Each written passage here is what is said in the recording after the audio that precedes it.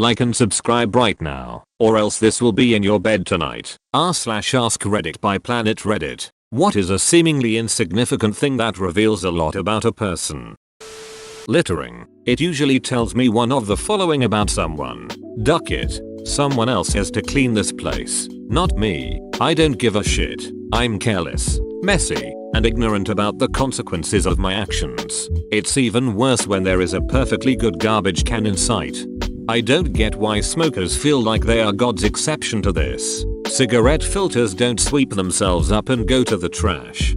They honestly don't think it's littering. I've quizzed smokers about this. They believe that because it's so small that it's insignificant, and they also believe that it will dissolve when it rains. First, no. Secondly, and then what about all the chemicals in the filter that are there to trap some percentage of the bad stuff from getting into the lungs? Oh yeah, hell with nature and wildlife. I've always felt that if I become infinitesimally mega rich, I'd pay homeless to pick up cigarette butts from the sides of the roads, and then I'd do a series of public service billboards just showing an actual container of a ton of discarded cigarette butts showing the date and place they were collected, to help visualize that cigarette butts matter and no, they don't just disappear 72 hours later. The world is not your ashtray. Damn it.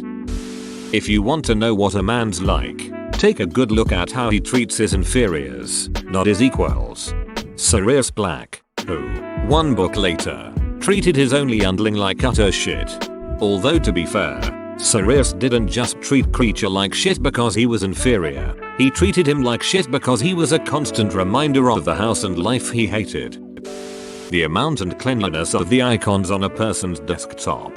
Whatever man, I'm a history major without a printer. It's easier to write papers and save them to the desktop so I can find them easier when I email them to myself to get them printed in the library. There is a method to my madness. There are easier ways to do that, man.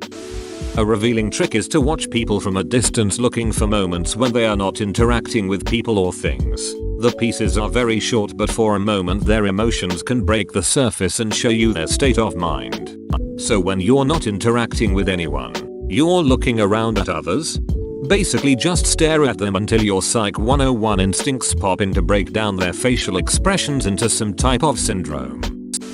The way they treat animals. Hitler loved dogs.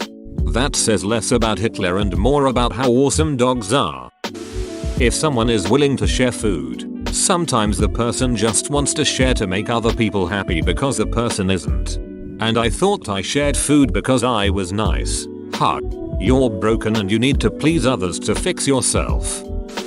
Punctuality. Everyone can run a few minutes late, but when they are always late or act like it's no big deal, that's a bad sign. They are either flakes, insensitive, or just think your time is not important.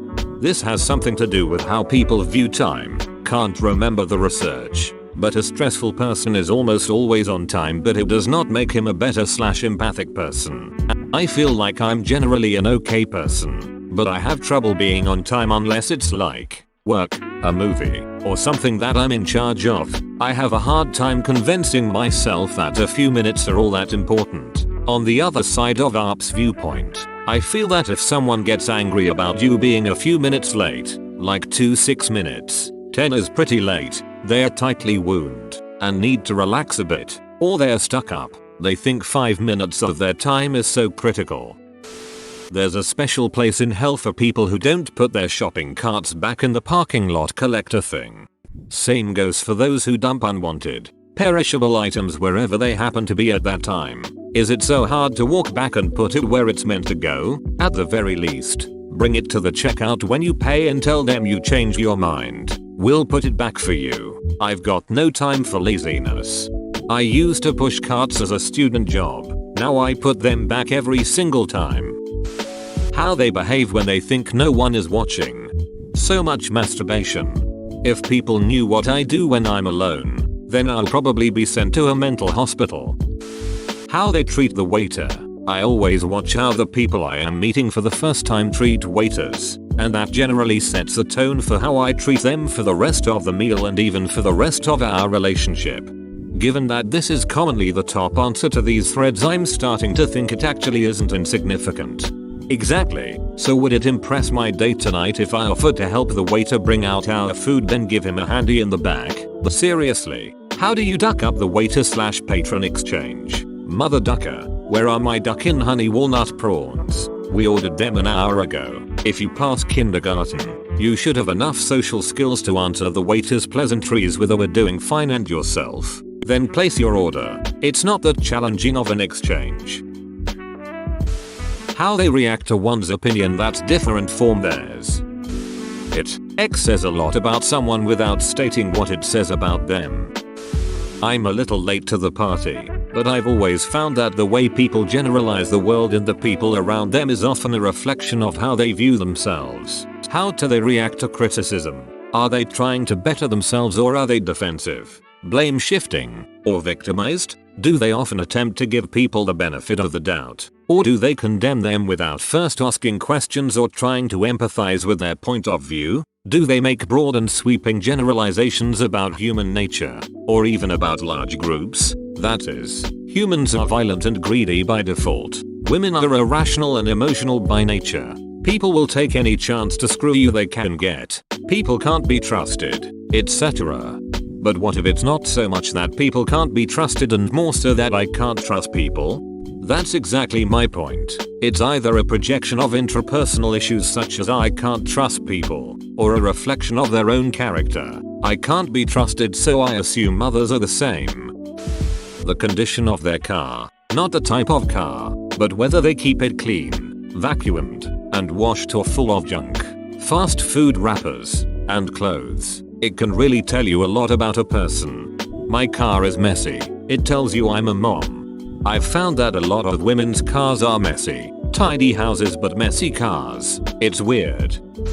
I spent years as a catering chef and the bulk of our meals had carved roast beef as the protein, or one of them. After a couple years of serving people beef, you started to notice patterns develop. For example, bigger people, gym junkies and blue collars usually have more meat, with older people preferring meat a bit more well done. Most women would take about 2, 3, 4, the meat that men of about the same age do.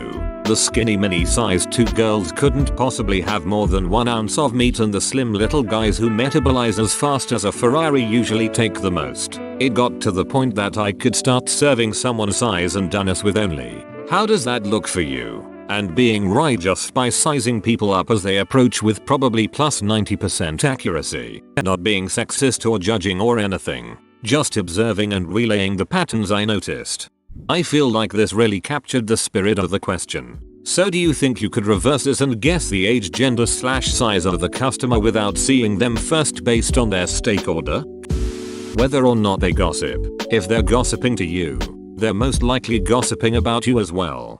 I never got this quote. I love a good shit talk session, but I never gossip about people I gossip with.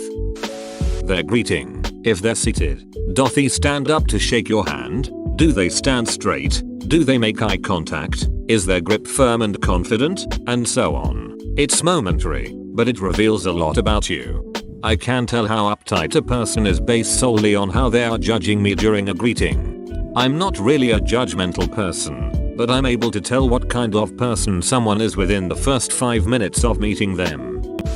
How they treat customer service people, from waiters to the people at whatever store they're shopping in. If I want to know the true measure of a person's character, I watch how they treat others when they have no special reason to be kind and are in a position of power. If they act with grace and consideration, I want them in my life. If they use their stature to make someone else feel small, that tells me I do not need them personally or professionally.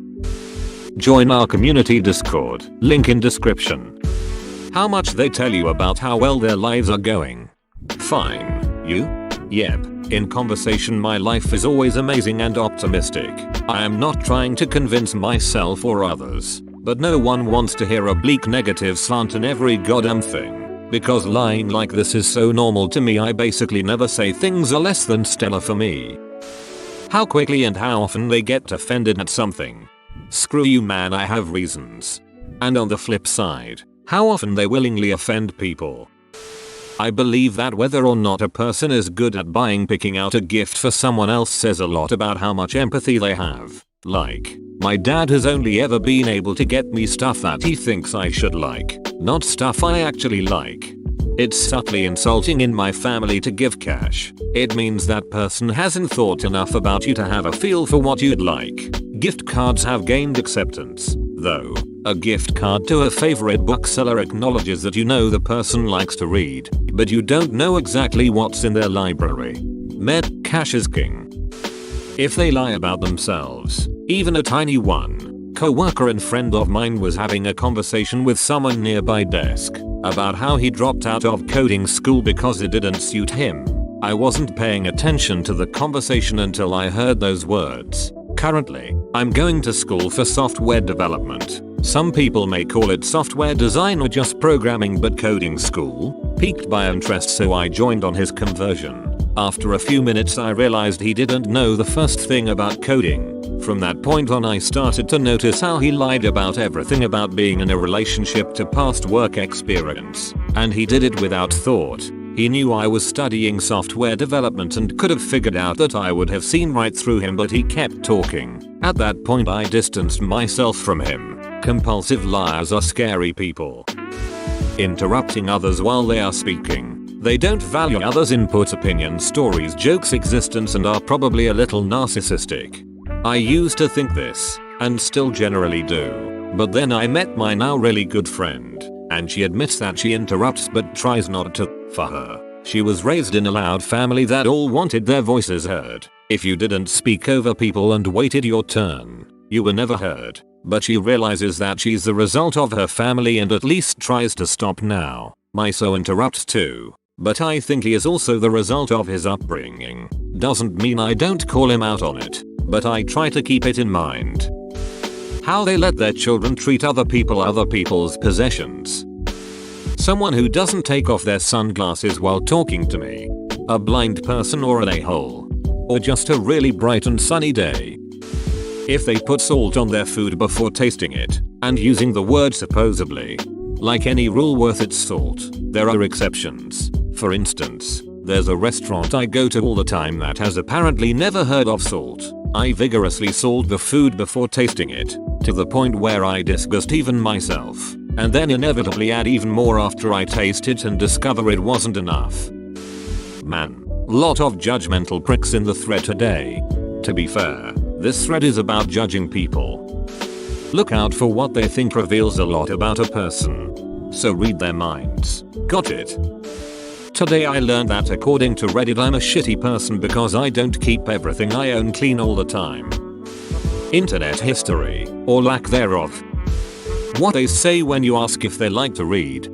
See, I'd agree with this, but I know a guy who reads a lot, and says he loves to read, but only reads those shitty man books, the ones with titles like 1001 Things Every Man Should Know, or Financial Success Book, or that 50-cent book, and then quotes them in every conversation ever. He is just awful.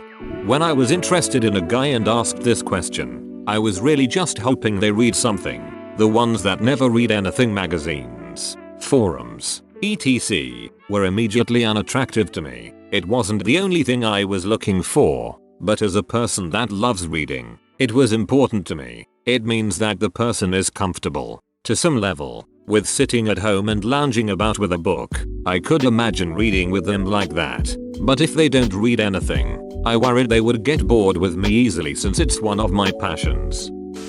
It already people using the word judge in reference to things no one should be judged for, especially in a thread that asks, what reveals a lot about a person?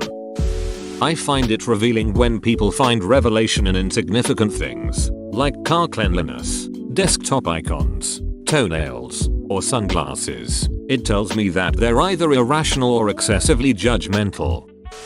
Helping out animals when they don't need to. My girlfriend's sister just got married to this guy, and I wasn't super sure about him. Well, last night we were leaving their place and 2 dogs were running around off leash. We waited around to see if anyone was coming for them. No one came, so I ran over to them, told them to come, and they came to me. They were 2 well-groomed, well-behaved dogs, obviously not strays, no tags on their collars. Well, him and his new wife had plans with some friends to go out for drinks. He told her to call them and tell them they were going to be late, and to explain the situation. We took them to the ASPCA and dropped them off. Turns out the owners stopped by the next morning and picked them up.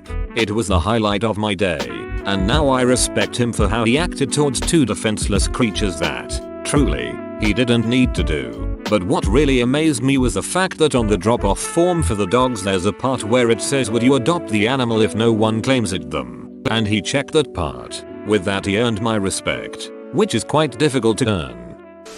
How they talk about other people. You can see a lot of people's insecurities and tolerances through their opinions of others.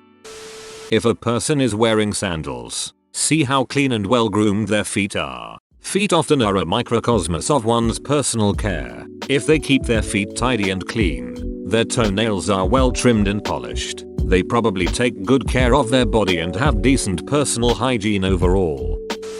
Thanks for watching. Subscribe for 3 videos a day.